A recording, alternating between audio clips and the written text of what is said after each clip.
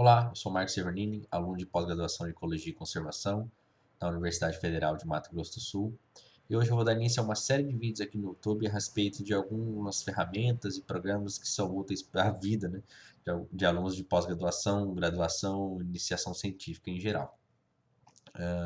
O intuito desse vídeo é ser curto, rápido, breve, dinâmico, uma forma de a gente explorar esses programas sem que a gente tenha uma base teórica muito robusta por trás.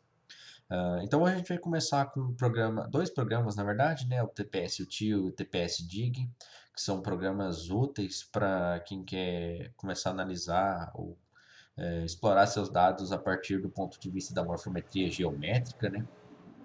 Ah, então, assim, para questões teóricas, né, que vocês queiram buscar posteriormente a esse vídeo ou anteriormente a esse vídeo, eu recomendo fazer a disciplina do professor Renan Maestre, da Universidade Federal do Rio Grande do Sul, e da professora Roberta Murta Fonseca, da Universidade Federal de Mato Grosso do Sul. E para quem quer se aprofundar mais um pouco a respeito do assunto de morfometria geométrica, eu recomendo o livro também do professor Leandro Monteiro, né, Princípios de Morfometria Geométrica. Tem também alguns vídeos no YouTube da Emma Sherratt, do Jim Adams. Tem um curso também do Chile de Morfometria Geométrica. Enfim, tem outras fontes, né, de busca e de conhecimento que vocês podem se aprofundar melhor nesse assunto. Aqui, então, o intuito do vídeo é ele ser curto, rápido e mostrar como a gente utiliza o programa de maneira a você começar a dar os primeiros passos no uso dessa ferramenta em suas análises, brincar um pouco com os seus dados. Então, a primeira coisa que a gente vai fazer é baixar esses dois programas, né?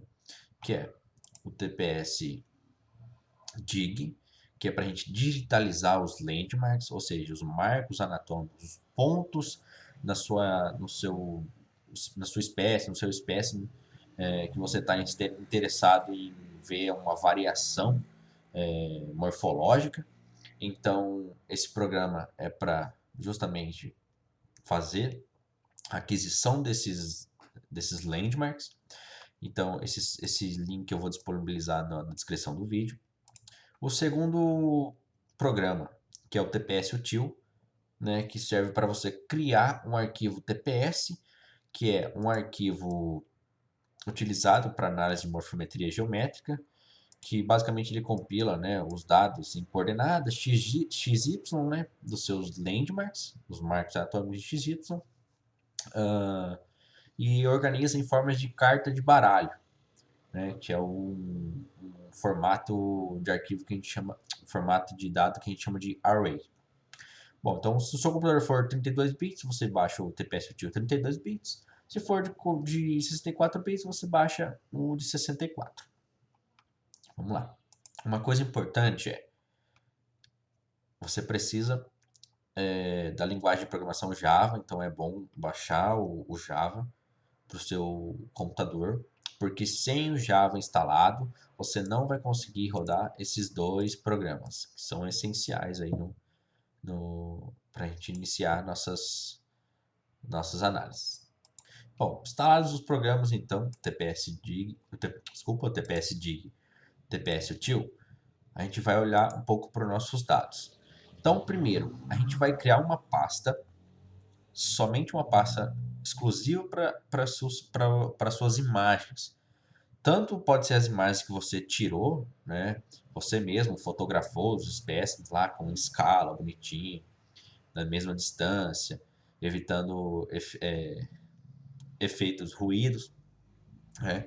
Quanto de imagens que você pode ter adquirido, por exemplo, de artigos científicos, então, das espécies que você está analisando, ou dos espécimes que você está analisando, você vai colocar tudo isso dentro de uma pasta. Aqui eu estou chamando ela de pasta exemplo. E aqui, para exemplo, eu coloquei duas espécies, né, que é o Dendropisophos nanus e o Physalia cuvieri. São duas espécies de anfíbios, né? No caso aqui são os girinos, ou seja, a larva dos anuros, né? Então, por exemplo, aqui ó, eu estou chamando de indivíduo, né, da sequência 01, a acronímia da espécie, Dendropisophos nanus, o número de tombo na coleção científica, o estágio de desenvolvimento. O LV aqui significa Lateral View, que é a forma como essa imagem foi obtida, ou seja, foi obtida, foi tirada com o girino de lado, né? Ou seja, uma visão lateral do girino. E aqui o P, que é de um organismo de poça, né? Vive em poças. Então, essas são algumas características que eu coloquei na nomeação da foto. Mesma coisa aqui para a espécie 2, mesma coisa, as mesmas características. E é importante nomear para mais para frente, nas análises, a gente não se perder e saber exatamente o que a gente está analisando e se precisar procurar, né? Porque aqui a gente está usando só 2 espécies, mas imagine que você tem 100, 200, 300, 1000 espécies para analisar. Então é importante colocar esses nomes. Outra coisa também importante, uma boa prática que a gente tem que adquirir, e isso aqui vai ser usado para análises futuras, que é criar um arquivo no Excel chamado classificadores, ou classifiers. Né? O que tem dentro desse arquivo? Vamos lá. Basicamente, tem um nome do arquivo, né? File ID, a identificação dele, ou seja, esse mesmo nome aqui é o mesmo nome que está aqui. Tá vendo? Igual. Aí, por exemplo, eu tenho a espécie dentro dos alfinanos, a abreviação, né? A acronímia, tem NAM, a família. Aqui são algumas características que você pode colocar que vão identificar esse arquivo. E aqui, por exemplo, se você tirou suas imagens de algum artigo, é importante colocar também aonde você tirou, de que artigo você tirou essas imagens. Bom, feito isso, tudo certinho, suas imagens todas dentro de uma pasta, os classificadores criados, suas imagens nomeadas, com características que você vai lembrar delas, a gente vai criar o nosso arquivo TPS, que é o arquivo que a gente vai utilizar nas nossas análises. Então, primeiro, a gente vai abrir o TPS Util, vem em construir um arquivo TPS a partir das imagens, então a gente clica nessa opção, vem no input. Aqui no input a gente vai escolher o diretório, ou seja, aquela pasta lá em downloads, que é o pasta exemplo, a gente vai clicar nela e vai clicar só na primeira imagem. Você clicando na primeira, ele já automaticamente já pega a segunda, terceira, quarta e assim por diante. Então vou clicar na primeira imagem, né, para escolher da onde eu quero criar esse arquivo TPS, com o que eu quero criar e onde eu quero salvar meu arquivo TPS no output. Então aqui, por exemplo, eu vou dar um nome para ele, né? Vamos lá, arquivo TPS, bem criativo. E aí eu vou configurar, né? Então aqui eu já coloquei o 01 para vir primeiro o Microsoft Plano, o 02 para vir o fizemos com o Vieri. Mas digamos que eu quero analisar primeiro com o Vieri. Então clico no up, ele vai para cima, ou clico no down, ele vai para baixo. E assim por diante. Essa aqui é só uma forma de organizar aqui antes de você criar o seu arquivo. Criado. Pronto. Podemos fechar. Vamos dar uma olhadinha lá no arquivo. Olha lá, nosso arquivo TPS foi criado dentro da nossa pasta. Olha lá. Então a gente tem landmarks igual a 0. Né? A gente não marcou nada ainda, não atribuiu nenhum marco anatômico à nossa imagem. O nome, né, da nossa imagem aqui, né, no caso aqui para a espécie 1 e aqui para a espécie 2. Bom, então o nosso arquivo está certinho, bonitinho. Então tá. Agora a gente vai abrir o TPS Dig para adquirir esses marcos anatômicos. Né? Bom, algumas coisas interessantes antes da gente começar de fato a marcar os pontos aqui.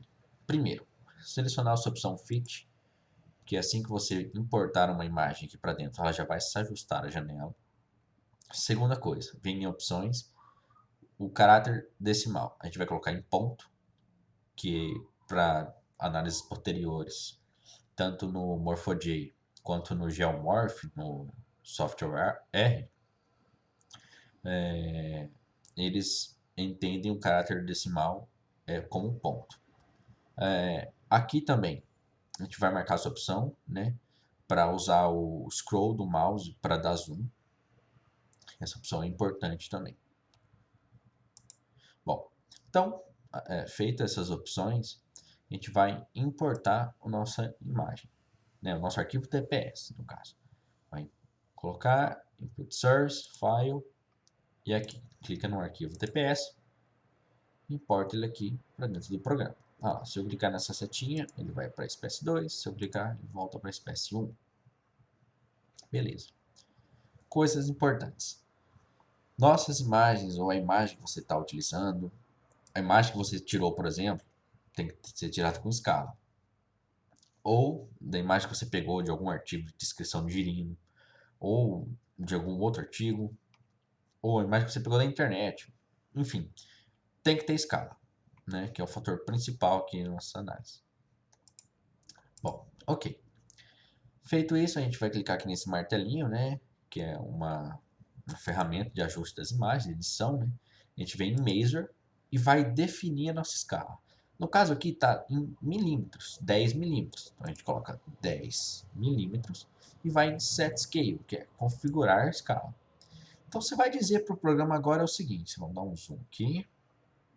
Você vai dizer para o programa que essa barra branca, esse valor em pixels aqui, correspondente nessa barra branca, esse valor em pixels, você vai dizer para ele que isso é 10 milímetros. Então, você clica em OK, então ele vai pegar essa medida conhecida, vai atribuir um fator de escala para essa medida. E aí, com isso, nós temos agora que essa medida aqui, a partir da você criou um fator de escala, então essa medida aqui, branca, que antes estava em pixel, agora ele entende que essa medida corresponde a 10 milímetros. Tá? Se você tirou suas imagens, ou as imagens que você pegou de algum banco de dados foram adquiridas padronizadas, ou seja, da mesma distância uma das outras, a foto do objeto, a câmera do objeto, se da mesma distância, a mesma coisa, você pode clicar nessa opção aqui, né? E você consegue atribuir esse fator de escala para todas as outras imagens que você está analisando. Mas, caso essas medidas não foram padronizadas, por exemplo, às vezes um bicho é menor, daí você tem que aproximar mais a câmera, ou um bicho maior, você tem que afastar. No caso, você tem que fazer essa configuração de fator de escala, né, de set scale, para cada imagem que você está analisando, certo? Então a gente clica em OK. OK, beleza. Para essa imagem aqui está definida a escala. Vamos conferir? A gente clica nessa ferramenta aqui, ó, né, fazer medidas lineares. A gente vem, dá um zoom aqui, maior, no 10. Clica aqui, a gente vai. Olha lá, ó. Bem próximo, né? Pode ser que esteja pegando um pouco diferente e tal. Mas bem próximo, ó, 9,96 milímetros, né? Talvez se eu pegar um pouco mais aqui embaixo.